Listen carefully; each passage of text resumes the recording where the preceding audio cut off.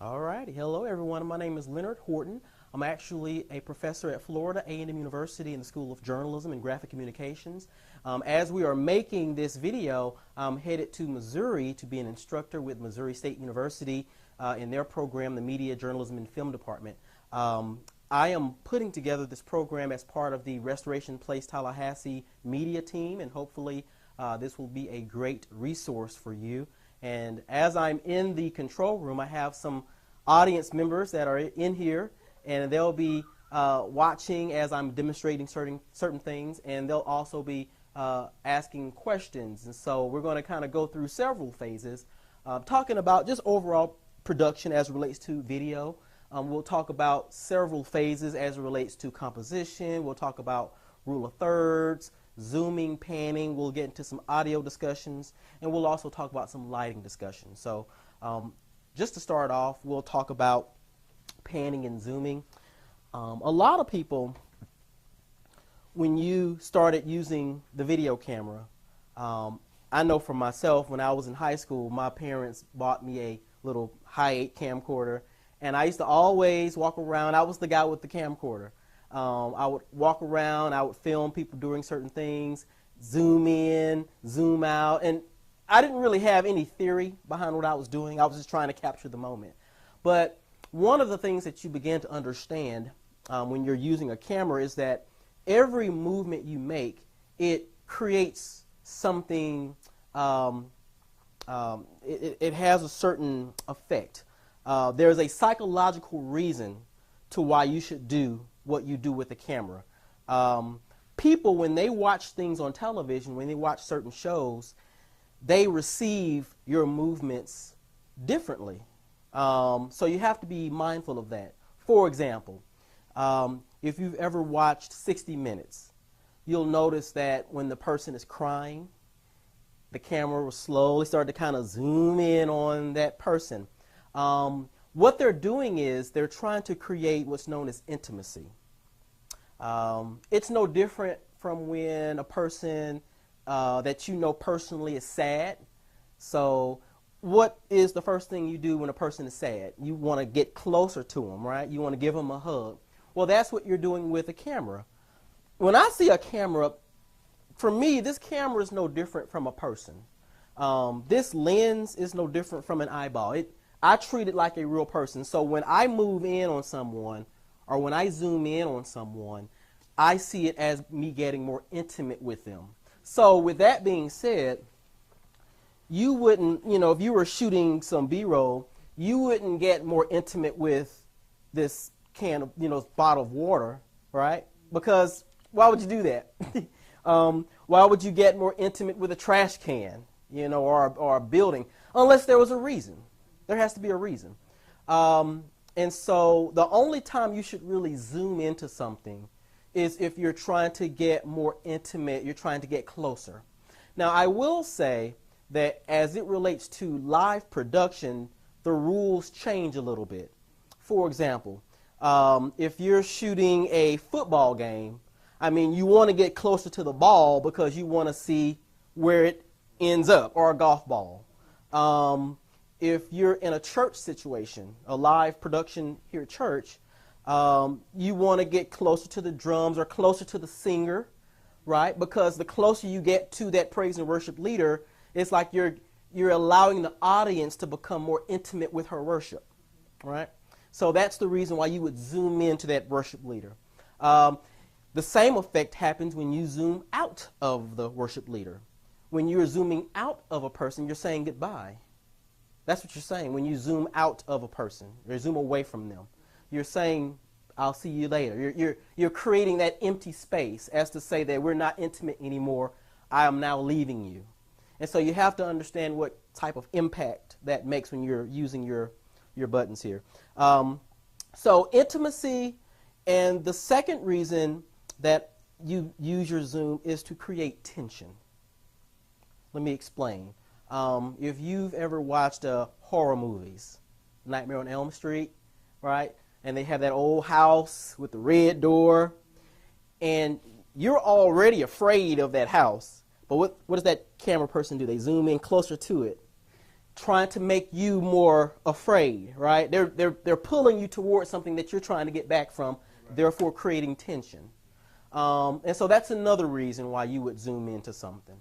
I remember when I worked for the news, I used to use that technique when I would do like a robbery, or like if there was a person who they found deceased in a house.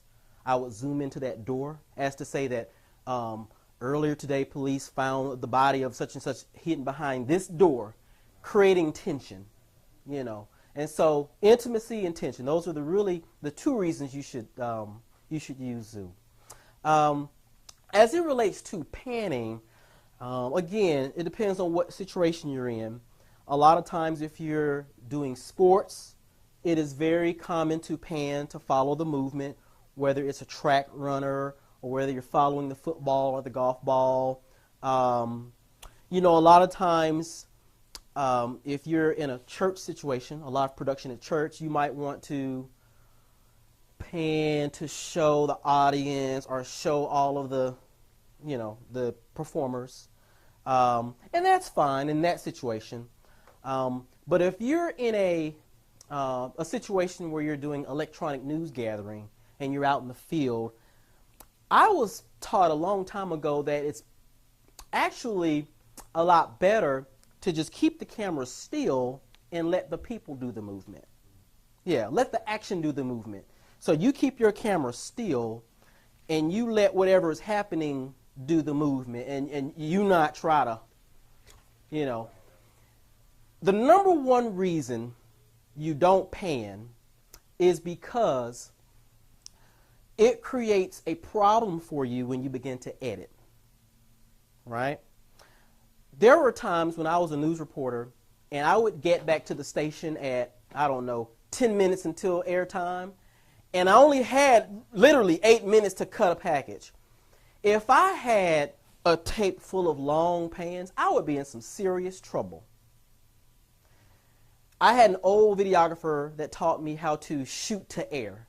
And basically what shooting to air means, you find a shot, you keep it still, you let it roll for 10 seconds, and you stop it. You find another shot, let it roll for 10 seconds, and then you stop it. So actually what you're doing is you're editing in the camera. You're cutting in the camera. You should be able to take that tape out of your camera, put it into the deck, and it should play as though it was edited. That's what's called shooting to air. And I've had to do that at least once. I remember I literally took it out and they played it as I was putting it in. They pressed play and they rolled it just like that. And it freaked me out. But that tip really came in handy. If you are trying to edit a bunch of pans together, one of the rules of editing is that you cannot go to the next shot until the first shot has stopped. You can't go to the next shot while you got this long pan going on. You got to wait till that pan ends before you get to the next shot. And so you've got all these 20-second pans. You're in some big trouble. So it's better for you to just have a series of still shots that you can cut very quickly. You can cut in and out of your video.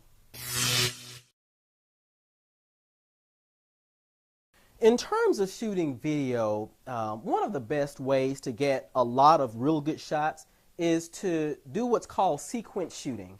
And sequence shooting is when you're shooting a wide shot, a medium shot, and then a tight shot of every situation.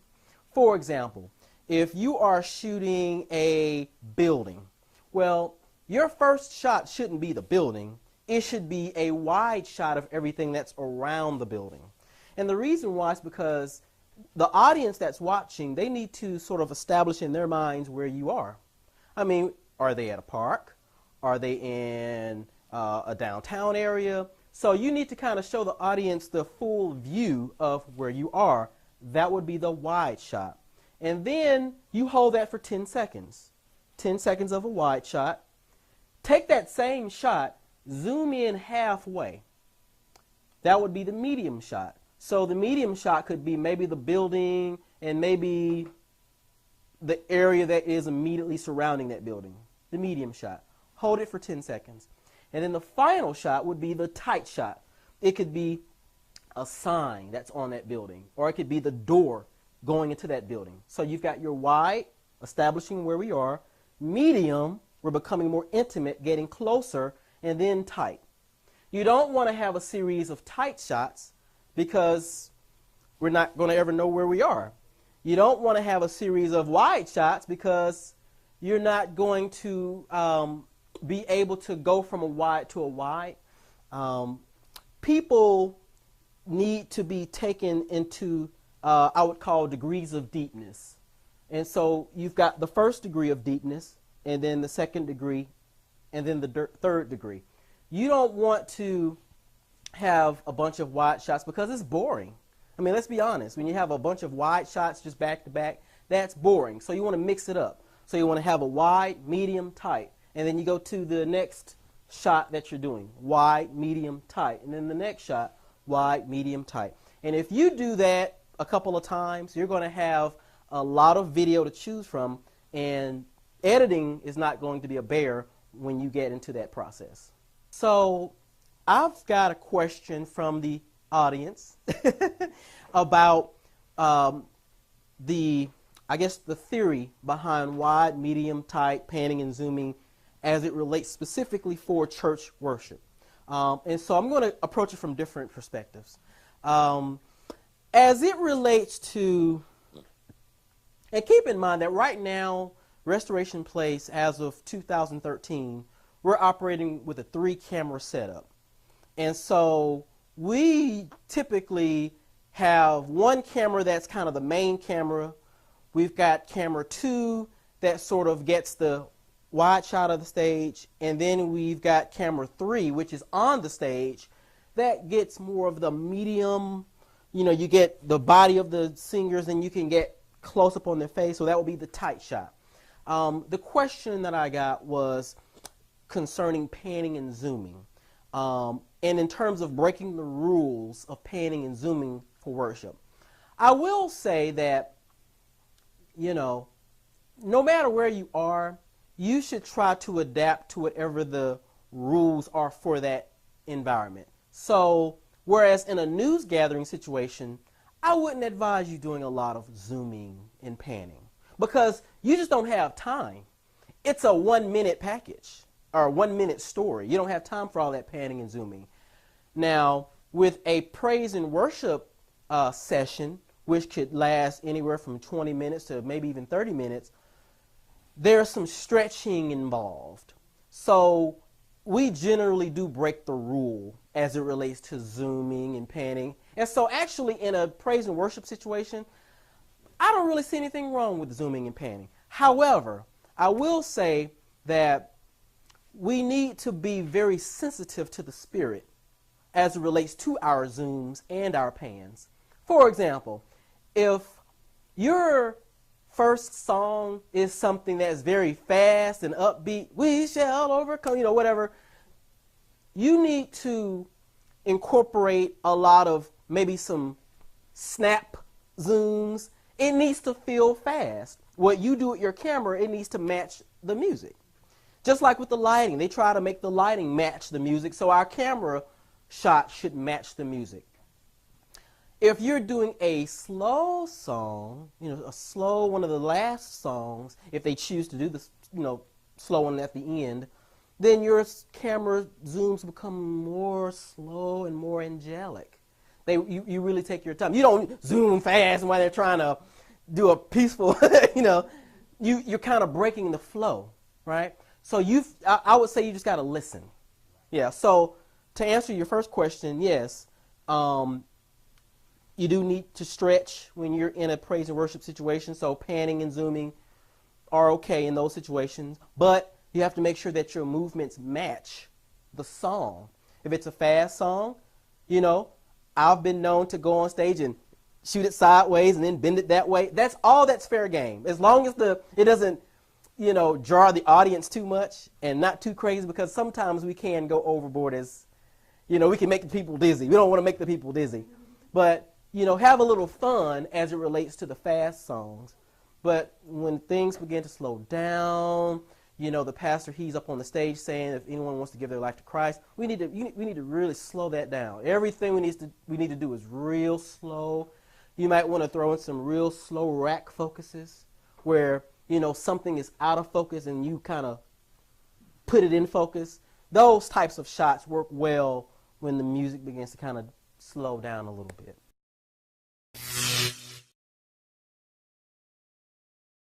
Now we're talking about audio, which is, a very important subject, because I believe that audio is the foundation of a lot of what we do as video editors and video journalists. If you don't have good audio, it just really ruins everything. A lot of us today, we use our cameras, our phones, to shoot video. We might use an iPad, and usually when you're shooting video with these types of devices, the kind of microphone that they put into these devices are what you call omnidirectional, meaning that they pick up everything. They pick up anything. They're not really geared toward picking up specific directional sounds. Just like when you were younger and maybe you had a VHS camera, or maybe you had a Hi8 camera and it had that little microphone on the end. This microphone, it picks up a lot of different things, but it really wasn't meant to be the main source of audio, especially if you're trying to do something that's more professional, and you're trying to get a certain distinct sound. This microphone, these omnidirectional microphones, are really used to pick up ambient sound. And when I say ambient sound, I'm really talking about, sounds of birds. If you're in a praise and worship situation, sounds of the crowd cheering. Sounds of, if you're at a nice little waterfall, sounds of the water going up and down the stream. So that's what that is really for. And on a camera, the best thing to do is to make sure that if you invest in a camera, make sure you have one that can shoot at least two channels of audio. Most of them, 2 channels of audio. Just like on the back here, you'll see, I'll go ahead and take these out. You've got a channel 1, and then you've got a channel 2. Channel 1 and channel 2. Now, I've got channel 2 set to be this microphone. So this will pick up all of my ambient sound. If I were to do an interview with someone, you wouldn't use this microphone. You wouldn't use channel 2. You would use channel 1. You would use channel 1. So let me find the microphone, and okay, there we go. We're going to use an XLR cable. This is an audio cable. You can tell it's audio because it has the 3 prongs on the inside right there, little 3 prongs there. And so you would put this inside of channel 1.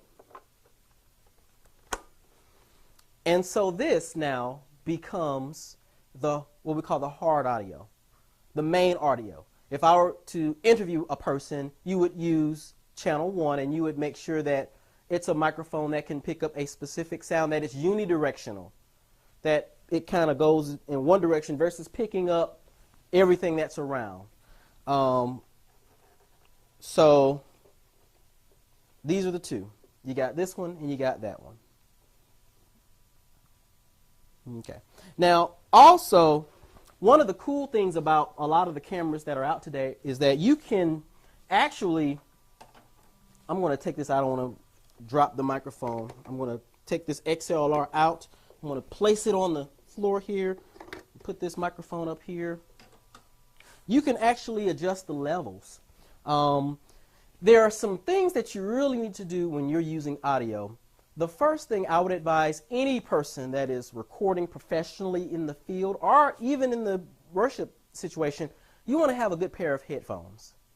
you want to have a good pair of headphones because you never know what it sounds like. I mean, you think you know, but you really don't know unless you hear it for yourself. So invest in a nice pair of just headphones that you can kind of listen to what you're getting, so that way you won't have to go back and have to, do it again. The second thing is, most cameras today, they have it to where you can actually put the audio settings either on manual mode or you can put them on automatic mode. Now for me, if you're in a situation where you don't really have time to think about it, if you're starting out, you might want to put it on automatic, let the camera do the work for you. But I would really encourage you, if you're really serious about this, to go ahead and put it on manual mode, put your headphones on, and you can adjust manually. If there's too much ambient sound outside, well, hey, guess what? You can turn channel 2 down, and then you can turn channel 1 up. Especially if it's a person that they have a very soft speaking voice, you might want to turn them up a little bit. So you can adjust it manually. The reason why it's good to have earphones is because if your audio is too loud, meaning that if it's hitting its peak, and you'll know if it's hitting the peak, because one of the cool things about these cameras is that inside, when you turn them on and you're recording the audio, they have these meters.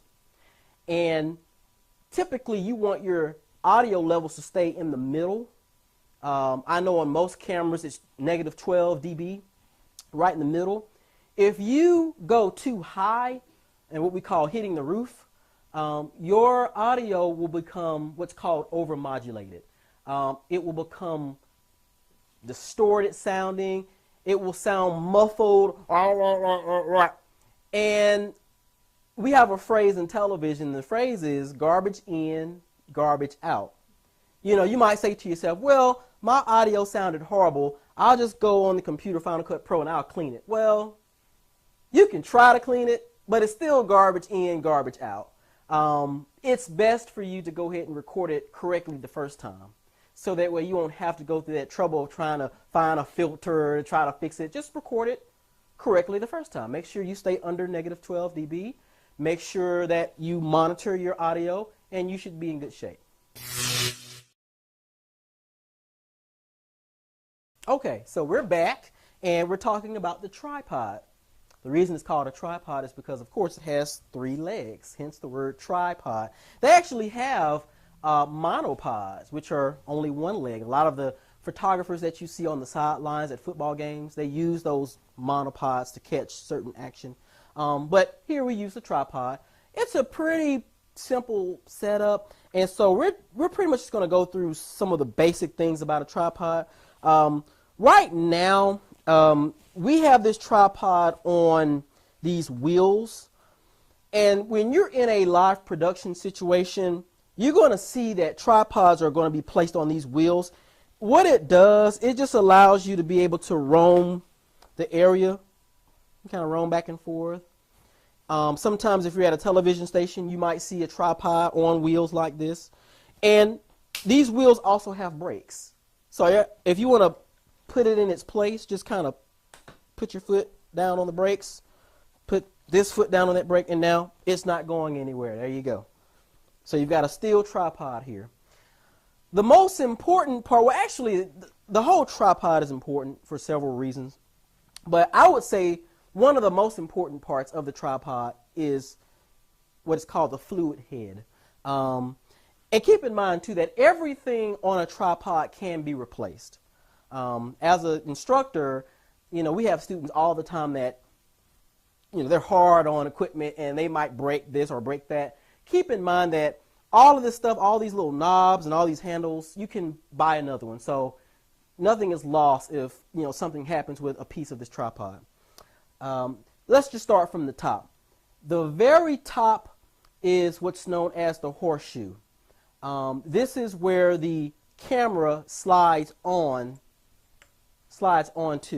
So a camera, at the bottom of it, it should have a plate like this. And what you're going to do is you're going to press this button, press that button, And just make sure you start from the front of the camera. And it should slide right on, just like that. Okay, now we've got a problem. Uh-oh. It's not tight. Uh-oh. So what we're going to do is we're going to tighten it. So it's not just a thing of you putting the camera on the tripod. You have to make sure this thing is tightened because it will fall over. I've had several students, they've left the camera on top of the tripod and it just fell right over because either a wind came by or maybe a car came by. So make sure you go on this side of the tripod and you take your little wheel and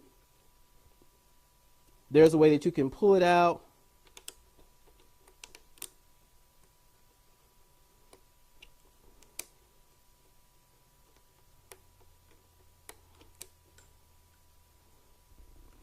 Like that. And there you go. There you go. And so now it's tight. It's not going anywhere. You can do a shake test. Make sure it doesn't go anywhere. That's very important. Now, even though it's tight, I still don't encourage anyone to ever leave a camera on top of a tripod. I had a wedding one time, and I was actually at the end of the wedding. And I was actually just preparing this group for the final shot. It was the bridal party. And I left my camera on the tripod. It was tight and everything. For a split second, I walked away, and I looked back behind me, and boom, boom, everything fell over. My flash busted. So that was a hard lesson in making sure that you should really never leave a camera on top of a tripod. If you have to walk away, take the camera off the tripod and just sit it on the ground, or take it with you. Never just leave the camera sitting on top of the tripod, especially when you're out in the field. Okay, so now let's move further down. We have this level here.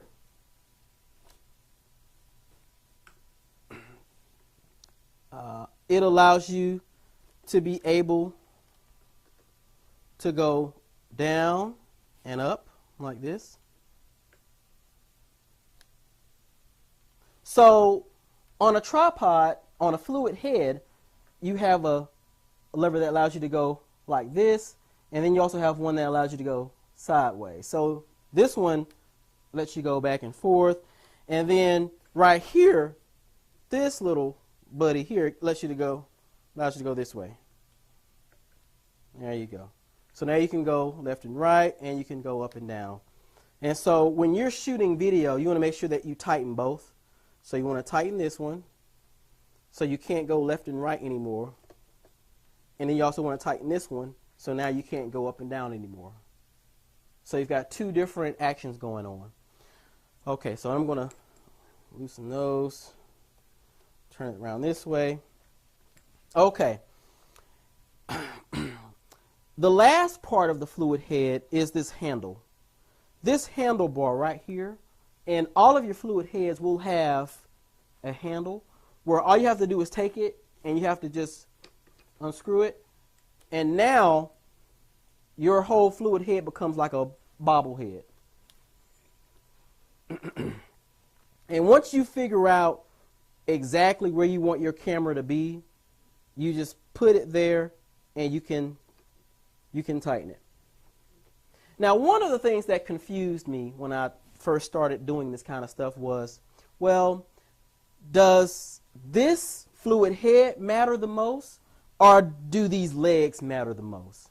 Well, from experience, one thing I've learned is that when you're out in the field, or even in the church environment, and you're shooting video, you're going to have foundations and floors that are not even. So there will be many times that your legs will not be perfectly even. And that's totally fine. As long as the head is in the bubble, that's what matters. So you can have a tripod that looks like this, where it's slanted to the left. And you might have that one day. You might be shooting on the side of the Grand Canyon. I don't know. Hopefully you won't do that because that's dangerous. But as long as the fluid head is in the middle, you're fine. And I don't know if you can zoom in, but there's a little bubble right there, there's typically a red circle and then there's a bubble. You have to make sure that that red circle is surrounding the bubble completely, dead in the center. And once you do that, your camera will be level. It'll be level. Okay. And last but not least, I want to talk about how to collapse this tripod. One of the easiest things, or I should say easiest ways that I've done it, is to actually take the camera off. Now I'm not going to take this tripod off altogether, but if you take this tripod and you turn it over upside down and then collapse it, that's probably the quickest way of leveling the tripod versus you trying to sit here and you're trying to do like this, and you'll be all day trying to do it this way. The easiest way to do it is to take it, turn it upside down on its head, and then measure the legs that way. So you measure the legs while the tripod is on its head versus you trying to sit here and I mean, you'll waste countless minutes, doing that when you just do it the other way, and I promise you'll move much faster.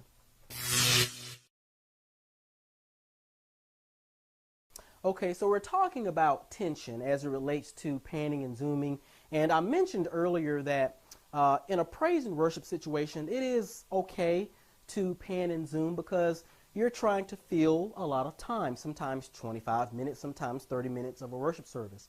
So the question becomes, well, how much tension should you have on your levers here? So I would say half. The drag should be about half. The tension should be about half. So it shouldn't be too loose to where it gets away from you, and it shouldn't be too tight to where, now you're stuck and you can't move the tripod. One of the best things you can do is right before service or right before you go out to a shoot, you should practice. You should see what the drag is currently because everyone has their own strength level, and the operator before you has it set to their strength. So you need to come in and you need to set it to your strength. But whatever it is, it still should be probably about half. So for this tripod, for example, I would adjust this to half right there so I get a nice little, so it doesn't seem like there's a lot of jitter as I'm going up and down. And the same thing for this left and right. Nice little left and right. One of my little tricks is I try to make the movement seem robotic. I try to make them seem like they're not being done by a human being. In addition to adjusting your tripod, you also want to watch your breathing.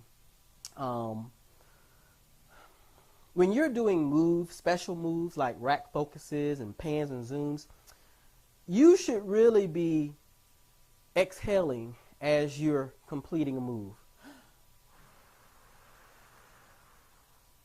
Take your hand off the camera or off the tripod.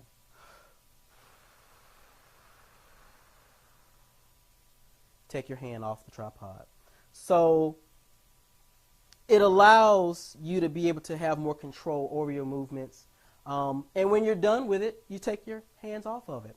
Now, I noticed that a lot of new camera operators, they like to do like this. They like to put both hands on the camera.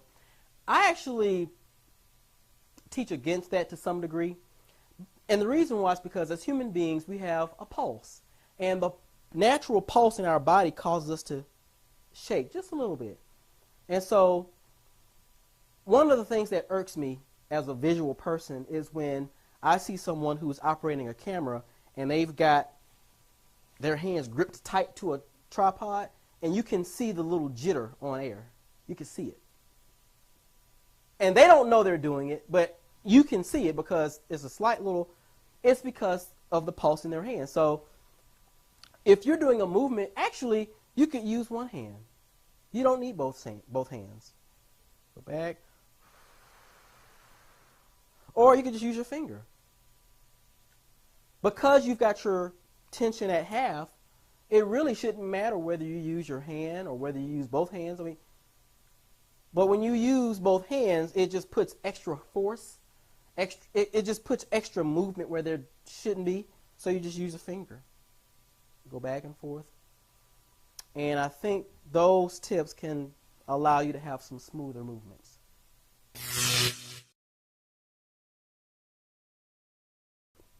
All right, we are back, and I'm here with Sarah Grady Ackerman. She's going to be joining me for this segment. We're talking about interview techniques, and not just interview techniques in a studio situation, but also in the field.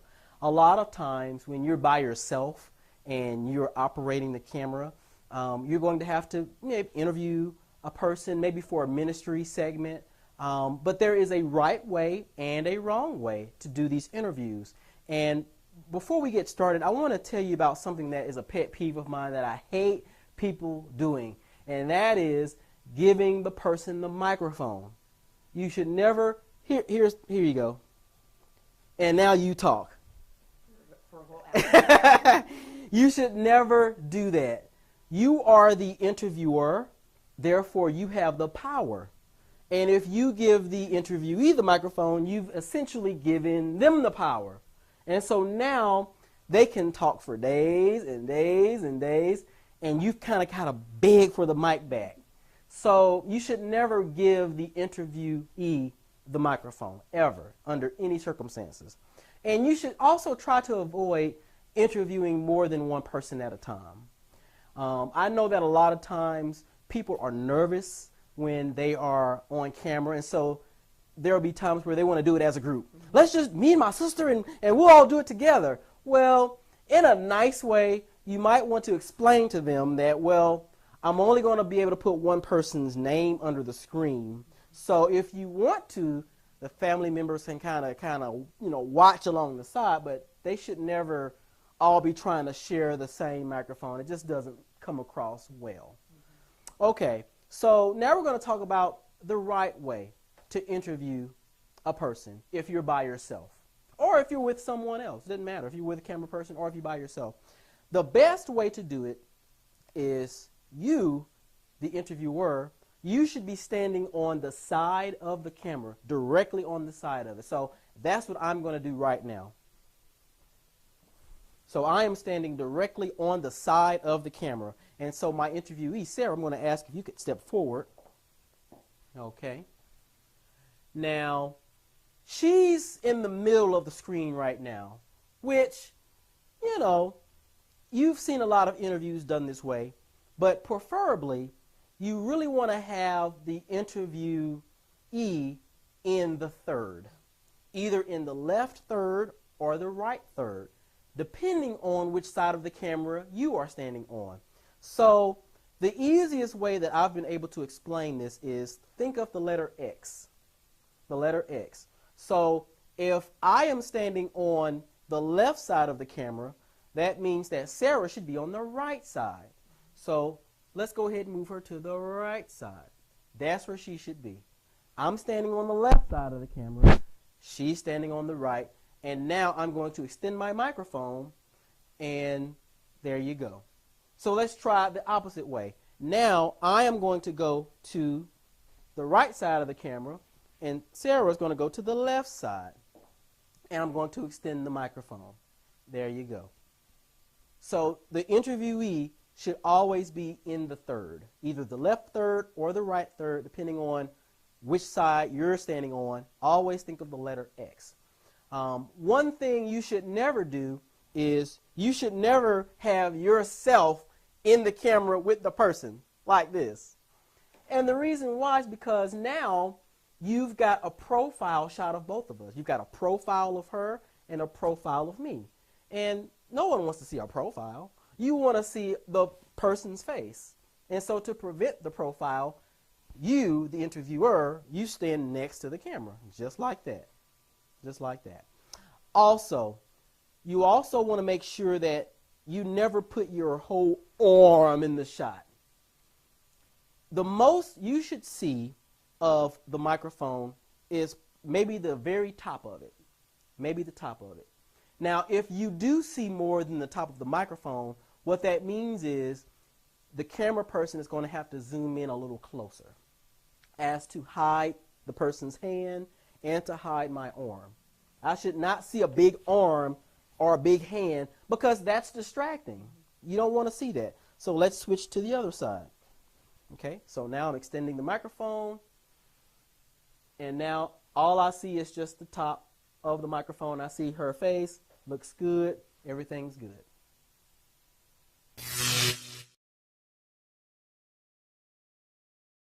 Okay, so we are now rolling, and wow, it looks like we're out of focus. We are out of focus. That's what I want to talk about, is how to do a proper focus. Now, I've met a lot of camera students who you'll ask them to get a focus, and they'll do this number. They'll put it in focus from far away, and they think they've done their job. But when you zoom into the person, they really weren't in focus. So one of the things I really advocate is you doing what's called a critical focus. Now, a critical focus involves you zooming in all the way as close as you can on the person, and then you get a focus, and then you zoom out.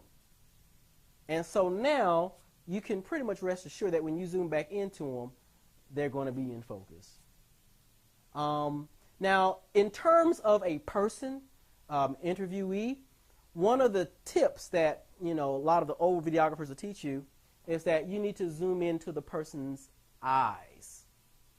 Zoom into their eyes and get a real good focus based off of their eyes. Because their eyes are shiny, there's some water involved, there's some sort of a reflection involved, so you're able to kind of see the focus a bit better in the eyes, and then you pull out, and there you go. So you never focus from far away, you always focus up close, you zoom in all the way, get your critical focus, and then you push back out.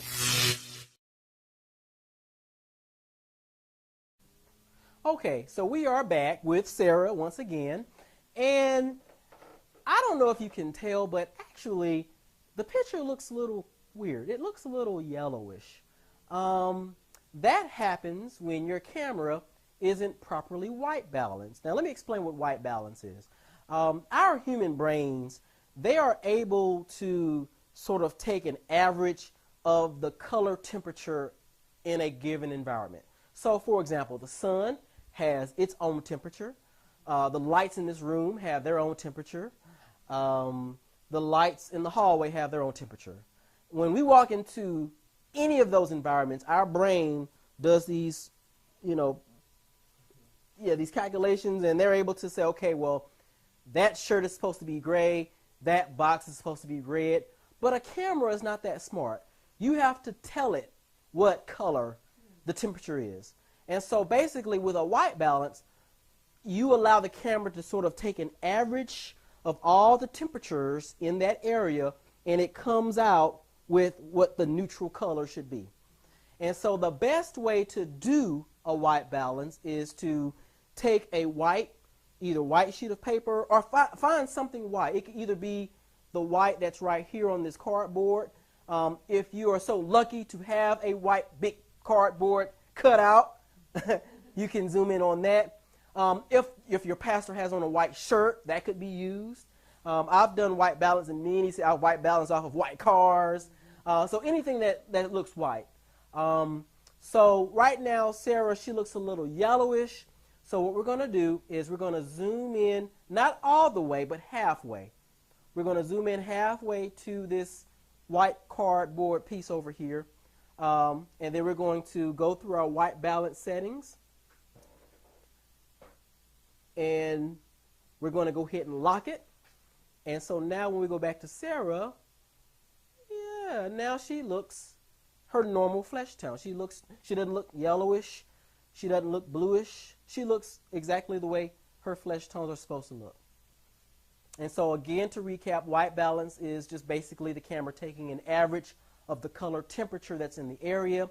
If you want the exact average, you need to get a white sheet of paper or something white You need to zoom in halfway on it, go through your white balance prompts, and then once you find the correct setting, your camera might say something like okay, or white balance has been achieved, or you might even be able to just look through the viewfinder yourself and see that it's the same color. The color through the camera should be the same color that you see with your own eyes. And so when you pull out, the color should look natural. No red haze, no blue haze, no yellow haze, but just neutral, natural colors.